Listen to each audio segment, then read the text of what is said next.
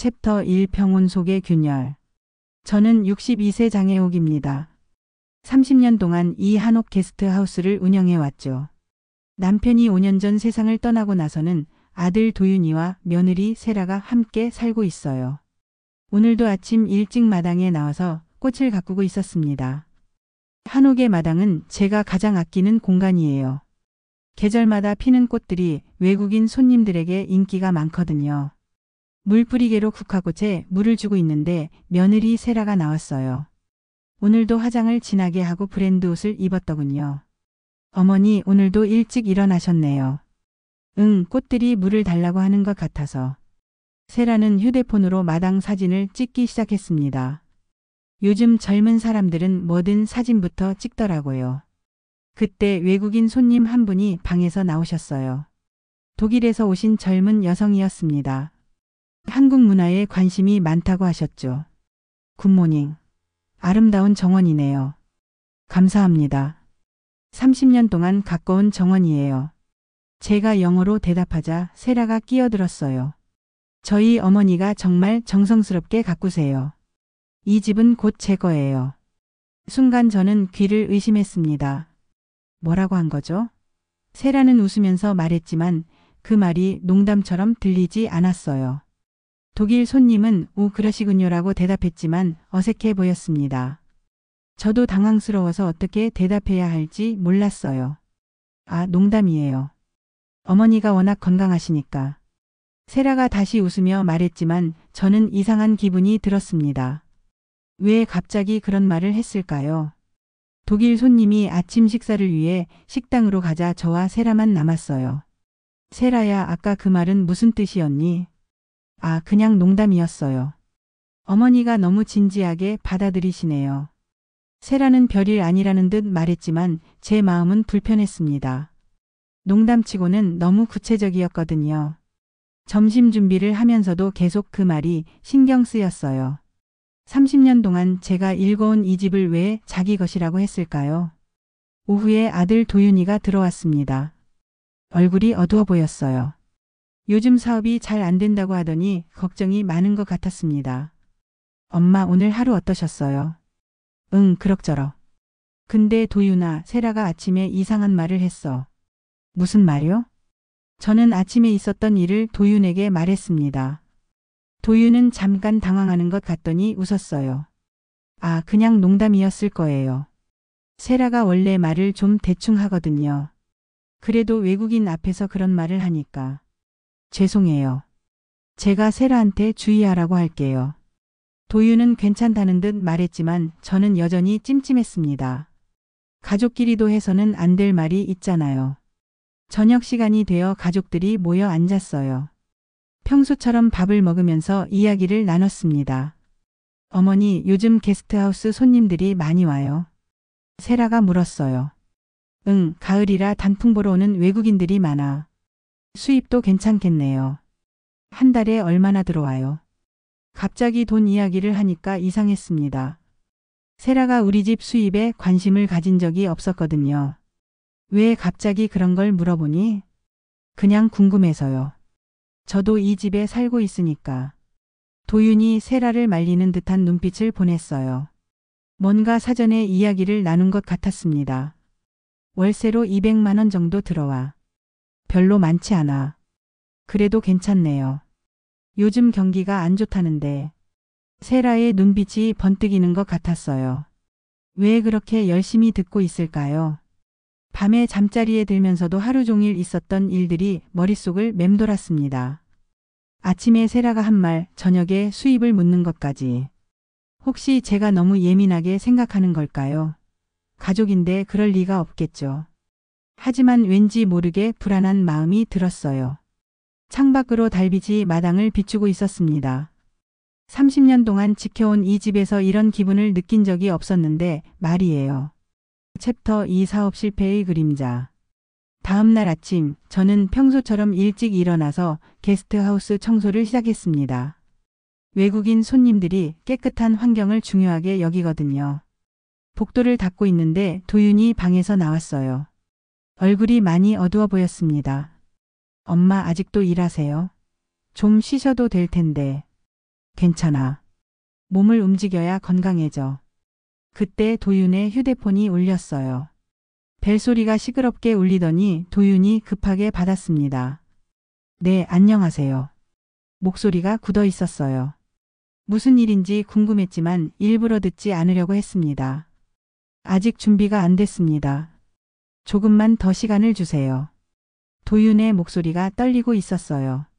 뭔가 심각한 상황인 것 같았습니다. 네, 알겠습니다.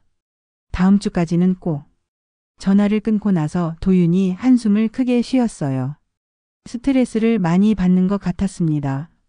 도윤아, 무슨 일이야? 아무것도 아니에요. 회사 일 때문에. 하지만 도윤의 표정은 심각했어요.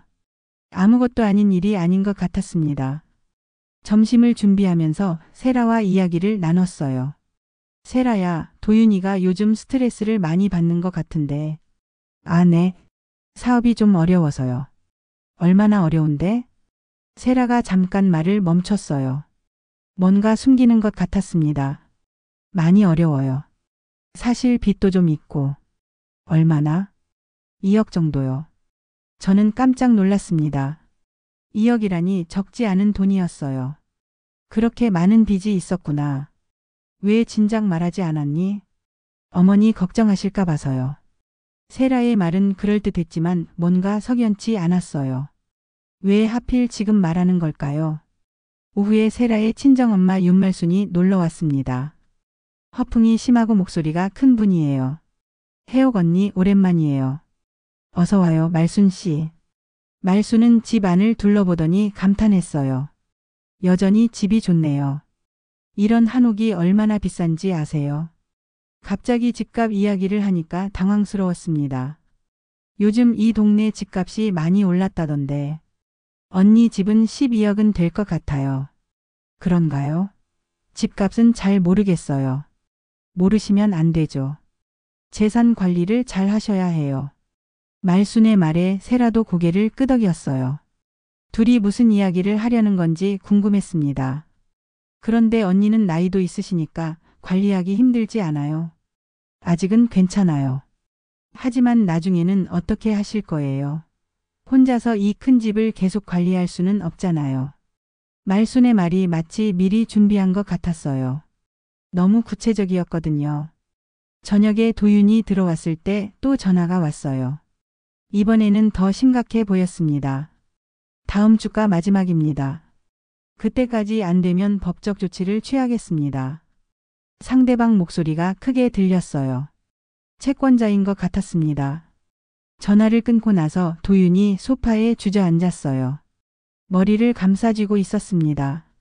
도윤아, 정말 괜찮겠니? 엄마, 죄송해요. 제가 사업을 잘못해서. 도윤의 목소리가 떨리고 있었어요. 많이 힘든 것 같았습니다. 그때 세라가 다가왔어요.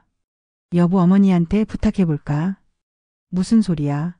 엄마 돈은 손대고 싶지 않아. 하지만 다른 방법이 없잖아. 세라의 목소리에 뭔가 의도가 담겨 있는 것 같았어요. 엄마한테는 나중에 갚으면 되잖아. 가족인데 뭐. 그래도. 도윤은 망설이고 있었지만 세라는 포기하지 않았어요. 아니면 다른 방법을 생각해 볼까? 다른 방법? 나중에 이야기하자. 세라가 의미심장하게 말했어요. 뭔가 계획이 있는 것 같았습니다. 밤에 잠자리에 들면서 하루 종일 일어난 일들을 정리해 봤어요. 도윤의 빚, 말순의 집값 이야기, 세라의 이상한 제안까지. 뭔가 연결되는 것 같았지만 확실하지 않았어요. 혹시 제가 너무 의심하고 있는 건 아닐까요? 하지만 가족이라도 조심해야 할 때가 있다는 생각이 들었습니다. 특히 돈 문제가 관련되면 사람이 바뀔 수 있으니까요. 챕터 3 기억 조작의 시작. 며칠 후부터 이상한 일들이 계속 일어나기 시작했습니다. 아침에 게스트하우스 예약 장부를 확인하는데 날짜가 틀려 있었어요. 분명히 제가 정확하게 적어놨는데 말이죠. 세라야, 혹시 예약 장부 건드렸니? 아니요, 저는 안 만졌는데요. 어머니가 잘못 적으신 거 아니에요? 세라의 대답이 너무 자연스러웠어요. 하지만 저는 30년 동안 이 일을 해왔습니다. 그런 실수를 할 리가 없어요. 점심 준비를 하러 부엌에 갔는데 냉장고 안에 물건들이 평소와 다른 곳에 있었어요. 이상하네. 분명히 여기에 두었는데. 혼잣말을 하고 있는데 세라가 들어왔습니다. 어머니, 뭘 찾으세요? 김치를 여기에 두었는데 없네. 아, 제가 자리를 좀 정리했어요. 김치는 저기 있어요. 세라가 다른 곳을 가리켰어요. 정말로 김치가 거기에 있었습니다. 언제 옮겼니? 어제요. 어머니가 허락해 주셨잖아요. 저는 그런 말을 한 기억이 없었어요. 하지만 세라가 그렇게 확신하니까 제가 잊은 건가 싶었습니다. 오후에 게스트하우스 방을 정리하러 갔어요. 그런데 이번 방의 가구 배치가 바뀌어 있었습니다. 침대와 책상의 위치가 완전히 달랐어요. 언제 바뀐 건지 기억이 안 났습니다. 세라에게 물어보니까 이번에도 같은 대답이었어요. 어머니가 바꿔달라고 하셨잖아요. 외국인 손님들이 더 편할 거라고. 내가 그런 말을 했나? 네, 분명히 하셨어요. 어머니가 잊으셨나 봐요. 세라의 말에 저는 혼란스러웠습니다. 정말 제가 그런 말을 했나요? 기억이 나지 않았어요. 저녁에 도윤이 들어와서 이야기를 나눴습니다. 엄마, 요즘 좀 피곤하세요? 왜? 세라가 그러는데 깜빡하는 일이 좀 있다고 하더라고요. 깜빡한다고? 네, 말씀하신 걸 기억 못 하시고. 저는 당황스러웠어요. 정말 제가 기억력이 나빠진 건가요? 나이가 들면 그럴 수도 있죠. 별일 아니에요. 도윤은 괜찮다고 말했지만 걱정스럽다는 표정이었어요. 그날 밤 잠자리에 들기 전에 하루를 돌이켜봤습니다. 예약 장부, 냉장고, 방 배치까지. 모든 게 제가 기억하는 것과 달랐어요. 정말 제가 잊은 건가요? 아니면 다른 이유가 있는 건가요? 다음 날 아침 또 이상한 일이 있었어요. 현관문 열쇠를 평소 두는 곳에서 찾을 수 없었습니다. 한참을 찾다가 전혀 다른 곳에서 발견했어요. 제가 그런 곳에 둘 리가 없는데 말이죠. 세라야, 열쇠 위치 바꾼 거야? 아니요. 어머니가 어제 거기에 두셨잖아요. 또 같은 대답이었어요. 어머니가 했다. 어머니가 말했다. 점심 후에 마크가 찾아왔습니다. 저희 게스트하우스의 단골 손님이에요. 은퇴한 대학 교수라고 하셨죠. 안녕하세요, 혜옥 씨. 오늘도 아름다운 하루네요. 마크, 어서 와요. 차 한 잔 드릴까요? 마크와 이야기를 나누면서 마음이 좀 편해졌어요. 외국인이지만 한국말을 잘 하시고 항상 따뜻하게 대해주시거든요. 요즘 어떻게 지내세요? 좀 이상한 일들이 있어요. 저는 마크에게 최근에 일어난 일들을 말했습니다. 마크는 진지하게 들어주었어요. 흥미롭네요. 혹시 다른 사람이 의도적으로 그런 일을 하는 건 아닐까요? 설마요. 가족인데. 가족이라고 해서 항상 선의만 있는 건 아니에요. 특히 돈이 관련되면요. 마크의 말이 마음에 걸렸어요. 하지만 아직은 의심하고 싶지 않았습니다. 그날 저녁 세라와 말순이 거실에서 무슨 이야기를 하고 있었어요. 목소리를 낮춰서 대화하고 있었습니다. 제가 부엌에서 설거지를 하고 있는 줄 모르고 있었던 것 같아요. 점점 효과가 나타나고 있어. 그래? 다행이네. 며칠만 더 하면 될 것 같아. 무슨 이야기인지 궁금했지만 더 가까이 갈 수는 없었어요. 하지만 뭔가 심상치 않다는 느낌이 들었습니다. 챕터 4 함정의 서류. 일주일이 더 지나면서 이상한 일들이 더 자주 일어났어요. 아침에 일어나 보니 거실 소파의 쿠션이 다른 곳에 있었습니다. 분명히 제가 정리해놨는데 말이죠. 세라야, 소파 쿠션 누가 옮겼지? 어머니가 어제 저녁에 옮기셨잖아요. 더 편하다고 하시면서. 또 같은 패턴이었어요. 저는 그런 기억이 전혀 없었습니다. 점심 준비를 하면서도 계속 신경이 쓰였어요. 정말 제가 기억력에 문제가 생긴 걸까요? 그때 동네 한의사인 박 원장님이 찾아오셨어요. 오랜 친구이자 제가 믿고 의지하는 분이죠. 혜옥 씨, 오랜만이네요. 원장님, 어서 와요. 차 한 잔 드릴까요? 박 원장님과 이야기를 나누는데 세라가 나타났어요. 어머니, 손님이 오셨네요. 응, 박 원장님이야. 우리 오랜 친구시거든. 세라가 박 원장님께 인사를 하더니 자연스럽게 대화에 끼어들었어요. 원장님, 혹시 나이 드시면서 기억력이 떨어지는 게 정상인가요? 갑자기 왜 그런 질문을 하는지 이상했어요. 글쎄요, 개인차가 있겠지만 자연스러운 현상이긴 하죠. 그럼 치료가 가능한가요? 증상에 따라 다르겠지만요. 왜 그러세요? 세라가 저를 힐끔 보더니 말했어요. 어머니가 요즘 깜빡하시는 일이 좀 있어서요. 박 원장님이 저를 걱정스럽게 보셨어요. 혜옥 씨 무슨 일이에요? 저는 당황스러웠어요. 세라가 왜 그런 말을 하는지 이해할 수 없었습니다. 별일 아니에요. 그냥 나이가 들어서 그런 것 같아요. 그래도 한번 검사 받아보시는 게 좋을 것 같은데요. 박 원장님의 말에 세라가 고개를 끄덕였어요. 저도 그렇게 생각해요. 미리 확인해 보시는 게 좋을 것 같아요. 세라의 말이 너무 적극적이었어요. 왜 그렇게 열심히 동조하는 걸까요? 박 원장님이 가신 후에 세라가 말했어요. 어머니 정말 병원에 가보시는 게 어때요? 왜 갑자기 그런 말을 하니? 걱정돼서요. 요즘 정말 깜빡하시는 일이 많아졌어요. 세라의 표정은 진심으로 걱정하는 것 같았어요. 하지만 왠지 석연치 않았습니다. 저녁에 도윤이가 들어왔을 때 세라가 바로 이야기했어요. 여보, 어머니 병원에 모시고 가야 할 것 같아. 왜? 기억력이 많이 떨어지셨어. 박 원장님도 검사 받아보라고 하셨어. 도윤이 놀란 표정으로 저를 봤어요. 엄마 어디 아프세요? 아니야, 괜찮아. 하지만 확인해 보는 게 좋을 것 같아요. 도윤도 세라와 같은 말을 했어요. 둘이 미리 이야기한 것 같았습니다. 다음 날 말순이 또 놀러 왔어요. 이번에는 뭔가 서류를 가지고 왔습니다. 혜옥 언니, 좋은 정보가 있어서 왔어요. 무슨 정보요? 요즘 치매 진단받으면 여러 혜택이 있다더라고요. 갑자기 치매 이야기를 하니까 놀랐어요. 왜 갑자기 치매 이야기를 해요? 세라가 언니 걱정이 많다고 하더라고요. 미리 알아보라고 해서. 말순이 서류를 펼쳐 보였어요. 뭔가 복잡한 내용들이 적혀 있었습니다. 이게 뭐예요? 재산관리 위임장이에요. 혹시 나중에 판단력이 떨어지시면 가족이 대신 관리할 수 있게 하는 거죠. 저는 그 서류를 보면서 이상한 기분이 들었어요. 왜 갑자기 이런 걸 준비하는 걸까요? 아직 그럴 필요 없어요. 물론이죠. 하지만 미리 준비해두면 좋잖아요. 말순의 말이 그럴듯했지만 뭔가 의도가 있는 것 같았어요.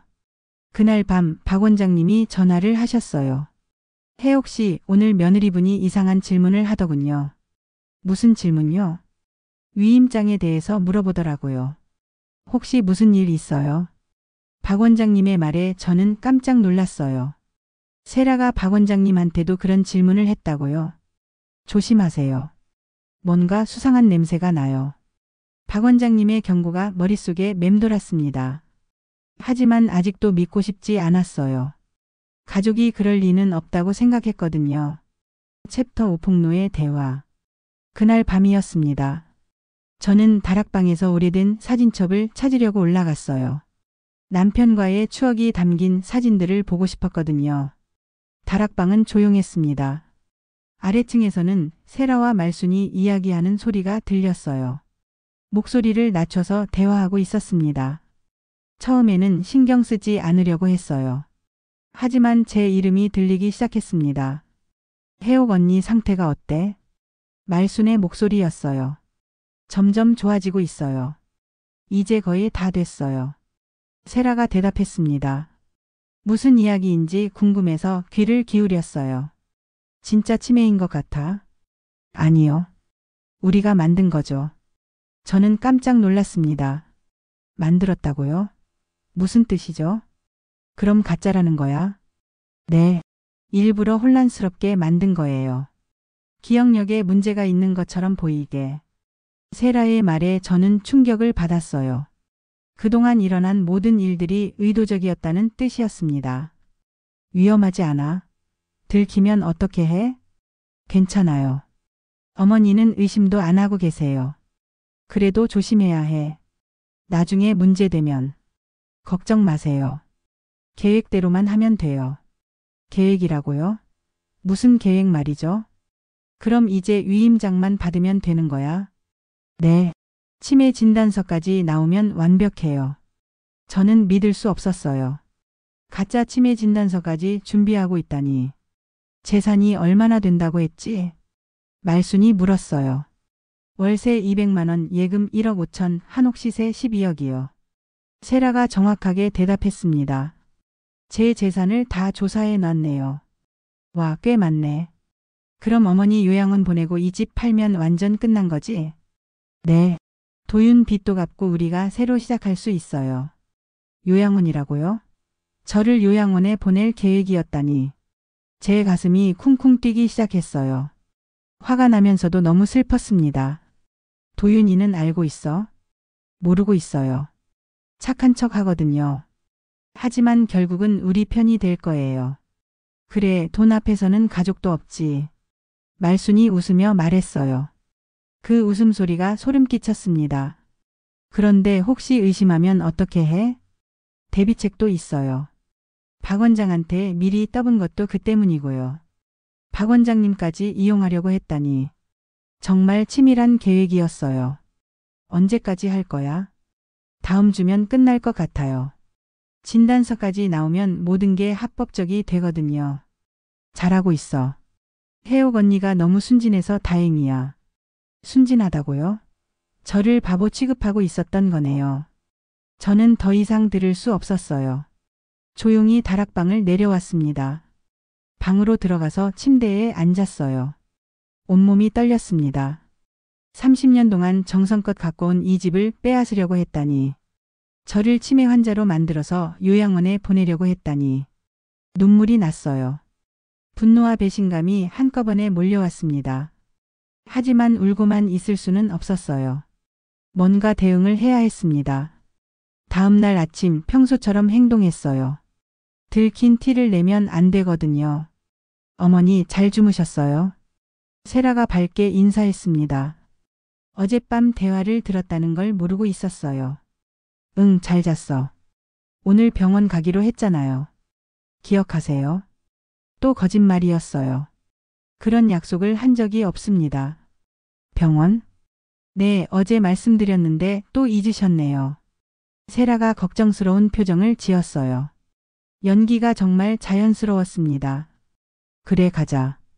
저는 일단 따라가기로 했어요. 그들의 계획을 더 알아봐야 했거든요. 병원에서 세라는 의사에게 제 증상을 설명했어요. 요즘 기억력이 많이 떨어지셨어요. 말씀하신 걸 계속 잊으시고. 모든 게 거짓말이었지만 의사는 진지하게 들었습니다. 검사를 해봐야겠네요. 여러 가지 테스트가 필요할 것 같습니다. 네, 정확히 진단받고 싶어요. 세라가 적극적으로 대답했어요. 가짜 진단서를 받기 위한 첫 단계였던 거죠. 집으로 돌아오는 길에 세라가 말했어요. 어머니, 검사 결과 나오면 치료도 받으셔야 해요. 그래야겠지. 혹시 심각하면 전문기관에서 돌봐드리는 것도 생각해 봐야 할 것 같아요. 전문기관이라는 건 요양원을 뜻하는 거였죠. 그날 밤 저는 중요한 결정을 했습니다.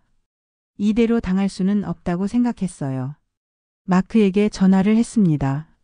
마크, 도움이 필요해요. 무슨 일이세요, 혜옥 씨? 저는 마크에게 모든 상황을 설명했어요. 마크는 충격을 받은 것 같았습니다. 정말 끔찍한 일이네요. 하지만 증거가 필요해요. 어떤 증거요? 그들의 대화를 녹음하거나 계획서 같은 걸 찾아야 해요. 마크의 조언이 옳았어요. 말만으로는 믿어주지 않을 테니까요. 다음 날 박 원장님께도 연락했습니다. 원장님, 제가 위험해요. 박 원장님께 상황을 설명하니까 깜짝 놀라셨어요. 역시 수상하더라고요. 도와드릴게요. 고마워요. 어떻게 하면 될까요? 일단 증거를 모아야 해요. 그리고 법적 대응도 준비해야 하고요. 박 원장님과 마크가 제 편이 되어주니까 조금 안심이 되었어요. 하지만 아직 갈 길이 멀었습니다. 세라와 말순의 계획을 막아야 했거든요. 챕터 6 역공의 준비. 다음 날부터 저는 본격적인 준비에 들어갔습니다. 마크와 박 원장님의 도움을 받아서 계획을 세웠어요. 먼저 해야 할 일은 증거를 모으는 것이었습니다. 혜옥 씨, 이걸 사용해 보세요. 마크가 작은 녹음기를 가져왔어요. 이렇게 작은 게 녹음이 돼요. 네, 요즘 기술이 좋아져서 아주 선명하게 녹음돼요. 녹음기 사용법을 배웠습니다. 생각보다 간단했어요. 박 원장님도 도움을 주셨어요. 혜옥 씨, 법률 상담도 받아보세요. 변호사를 어떻게 구하죠? 제가 아는 분이 있어요. 이런 사건 전문가세요. 박 원장님이 소개해 주신 변호사를 만났습니다. 김 변호사라는 분이었어요. 이런 경우가 요즘 많아요. 고령자 재산을 노리는 사기죠. 법적으로 어떻게 대응하면 되나요? 일단 증거가 중요해요. 대화 녹음, 서류, 증인까지 있으면 완벽하죠. 김 변호사의 조언에 따라 체계적으로 준비했습니다. 집에서는 평소처럼 행동했어요. 들킨 티를 내면 안 되거든요. 어머니, 오늘 또 뭘 잊으셨어요? 세라가 또 그런 말을 했어요. 이번에는 녹음기가 켜져 있었습니다. 잊었다고? 네, 아침에 말씀하신 건 기억 안 나세요? 무슨 말? 게스트하우스 열쇠를 다른 곳에 두겠다고 하셨잖아요. 완전히 거짓말이었어요. 하지만 녹음기에 다 담겼습니다. 며칠 동안 이런 식으로 증거를 모았어요. 세라의 거짓말들이 모두 녹음됐습니다. 일주일 후 결정적인 순간이 왔어요. 밤에 세라와 말순이 또 비밀 회의를 했습니다. 이번에는 더 구체적인 계획을 이야기했어요. 이번 주에 진단서 나와요. 진짜 치매 진단서? 아니요, 가짜요. 제가 의사한테 돈 줬거든요. 돈을 줘서 가짜 진단서를 만들었다니. 정말 범죄였어요. 그럼 이제 위임장만 받으면 되겠네? 네. 어머니가 서명만 하시면 모든 재산이 우리 손에 들어와요. 도윤이는 정말 모르고 있어? 네. 나중에 기정사실로 만들 거예요. 저는 모든 대화를 녹음했습니다. 이제 충분한 증거가 있었어요. 다음 날 마크와 박 원장님을 만났습니다. 완벽한 증거네요. 이제 반격할 수 있어요. 어떻게 하면 좋을까요? 가족 회의를 열어보세요. 모든 걸 공개하는 거죠. 마크의 제안이 좋았어요. 도윤도 진실을 알아야 했거든요. 하지만 위험하지 않을까요? 증거가 있으니까 괜찮아요. 그리고 저희가 도와드릴게요. 박 원장님도 함께 해주기로 했어요. 집으로 돌아가서 계획을 세웠습니다. 언제 어떻게 공개할지 결정해야 했어요. 그날 저녁 세라가 또 위임장 이야기를 꺼냈어요. 어머니, 이 서류에 서명해 주세요. 무슨 서류야? 재산관리 위임장이요. 혹시 모를 상황에 대비해서요. 아직 그럴 필요 없어. 하지만 미리 준비해 두시는 게 좋아요. 세라가 강요하기 시작했어요. 계획이 마지막 단계에 온 거죠. 내일 생각해 볼게. 네, 그럼 내일 꼭 결정해 주세요. 세라의 목소리에 조급함이 묻어났어요. 그날 밤 저는 마지막 준비를 했습니다. 내일이 모든 것이 결정되는 날이었어요. 마크에게 문자를 보냈습니다. 내일 오후 3시에 가족회에 있어요. 와주세요. 네, 꼭 가겠습니다. 박 원장님께도 연락했어요. 내일 진실을 밝힐 거예요. 잘하실 거예요. 용기 내세요. 이제 모든 준비가 끝났습니다. 30년 동안 지켜온 이 집을 지킬 시간이었어요. 챕터 7 가짜 진단서. 드디어 그날이 왔습니다. 세라는 아침부터 들떠 있었어요. 어머니, 오늘 병원에서 연락 온다고 했어요. 무슨 연락? 검사 결과요. 기억 안 나세요? 또 거짓말이었지만 이번에는 녹음기가 준비되어 있었습니다. 오전 10시쯤 세라의 휴대폰이 울렸어요. 네, 김 선생님. 네, 알겠습니다. 전화를 끊고 나서 세라가 말했어요. 어머니, 병원에서 오라고 해요.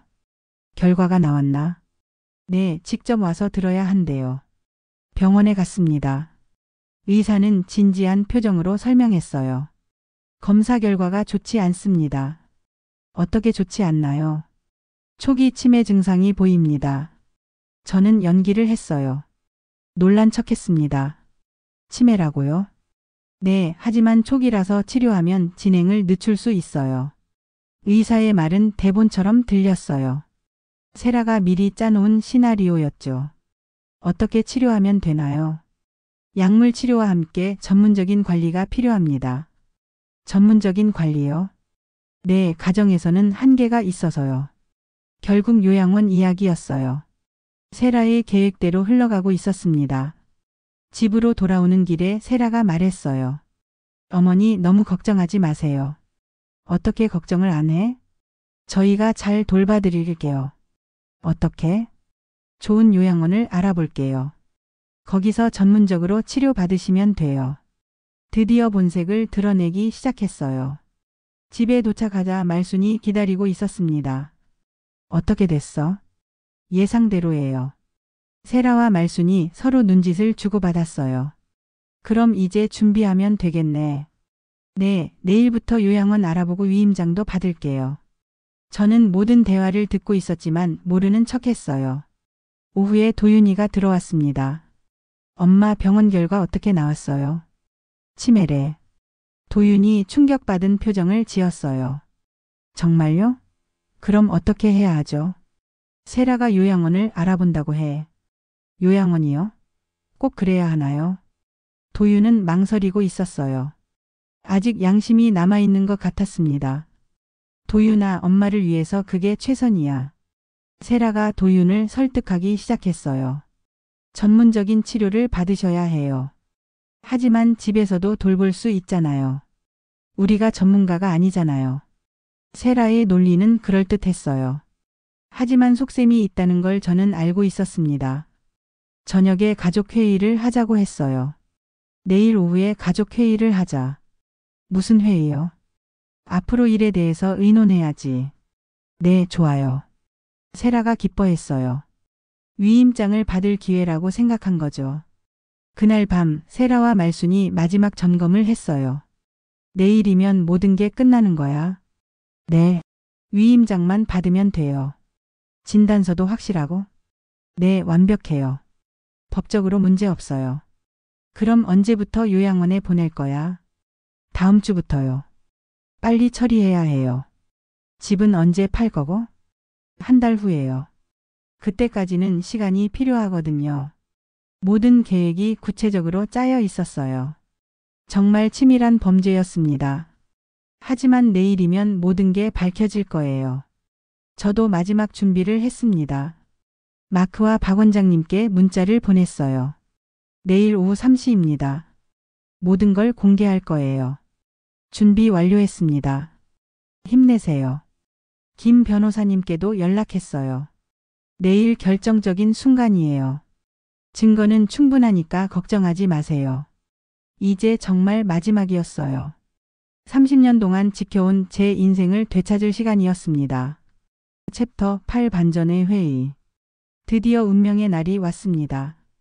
오후 3시 거실에 모든 사람이 모였어요. 도윤, 세라, 말순, 그리고 제가 준비한 증인들인 마크와 박 원장님까지. 왜 이렇게 많은 사람이 와요? 세라가 당황하며 물었어요. 중요한 이야기니까 증인이 필요해. 무슨 증인이요? 곧 알게 될 거야. 저는 침착하게 대답했습니다. 세라가 서류를 꺼냈어요. 위임장이었습니다. 어머니, 이 서류에 서명해 주세요. 그 전에 할 이야기가 있어. 무슨 이야기요? 저는 녹음기를 테이블 위에 놓았습니다. 이게 뭐예요? 증거야. 그리고 재생 버튼을 눌렀어요. 녹음기에서 세라와 말순의 목소리가 흘러나왔습니다. 월세 200만 원, 예금 1억 5천, 한옥 시세 12여. 어머니 요양원 보내고 이 집 팔면 완전 끝난 거지. 거실이 조용해졌어요. 모든 사람이 충격을 받은 것 같았습니다. 세라의 얼굴이 하얗게 질렸어요. 이게 뭐예요? 너희가 한 말들이야. 녹음이 계속 재생됐어요. 진짜 치매인 것 같아? 아니요. 우리가 만든 거죠. 가짜라는 거야? 네. 일부러 혼란스럽게 만든 거예요. 도윤이 충격받은 표정으로 세라를 봤어요. 세라야, 이게 정말이야? 세라는 대답하지 못했어요. 말순도 당황했습니다. 이건 오해예요. 무슨 오해야? 분명하게 들렸는데. 박 원장님이 말씀하셨어요. 저도 이상하다고 생각했어요. 세라 씨가 위임장에 대해 물어보더라고요. 마크도 증언했어요. 혜옥 씨는 전혀 치매가 아니에요. 30년 동안 봐왔는데 정상이세요. 증거와 증인이 완벽했어요. 저는 계속 말했습니다. 세라야, 가짜 진단서도 만들었지? 그건 의사한테 돈 줬다고 했잖아. 세라가 더 이상 변명할 수 없었어요. 도윤이 분노했습니다. 세라야, 정말 그런 짓을 한 거야? 여보, 이건 다 우리를 위해서. 우리를 위해서? 엄마를 속이고 재산을 빼앗으려고 한 게? 빚 때문에 어쩔 수 없었어요. 그래도 이런 식으로는 안 되지. 도윤이 소리쳤어요. 말순이 변명하려고 했어요. 혜옥 언니, 우리는 정말 입 다물어요. 30년 동안 정성껏 가꾼 집을 이런 식으로 빼앗으려고 했다니. 저는 더 이상 참을 수 없었어요. 나를 치매 환자로 만들어서 요양원에 보내려고 했지. 어머니, 정말 죄송해요. 세라가 무릎을 꿇었어요. 이제 와서 사과해봤자 소용없어. 김 변호사님도 오셨어요. 이건 명백한 사기예요. 법적 조치가 가능합니다. 변호사님? 세라가 더욱 당황했어요. 모든 증거가 있어요. 위조 진단서, 재산 편취 시도까지. 법적 책임까지 물을 수 있다는 말에 세라와 말수는 완전히 꺾였어요. 저는 마지막 결정을 발표했습니다. 나는 이 집과 모든 재산을 기부하기로 했어. 기부요? 응. 한국 문화를 사랑하는 외국인들을 위한 문화센터로 만들 거야. 모든 사람이 놀랐어요. 어머니, 그럼 저희는? 너희는 내 가족이 아니야. 오늘부터 이 집에서 나가. 도윤이 울먹였어요. 엄마, 저는 정말 몰랐어요. 도윤아, 사람은 잃으면 다시 못 산다. 저는 도윤에게 마지막 말을 했어요. 돈보다 소중한 게 뭔지 생각해봐. 세라와 말수는 아무 말도 못하고 나갔어요. 도윤도 따라 나가면서 돌아봤지만 저는 돌아보지 않았어요. 마크와 박 원장님이 저를 위로해 주셨어요. 잘하셨어요, 혜옥 씨. 정의가 승리했네요. 저는 후련했어요. 30년 동안 지켜온 집을 지켜냈거든요. 창밖으로 석양이 지고 있었어요. 새로운 시작을 알리는 것 같았습니다. 이제 이 집은 한국 문화를 사랑하는 사람들의 공간이 될 거예요. 그게 남편도 원했을 일이라고 생각해요. 저는 마침내 승리했습니다. 제 이름으로, 제 의지로.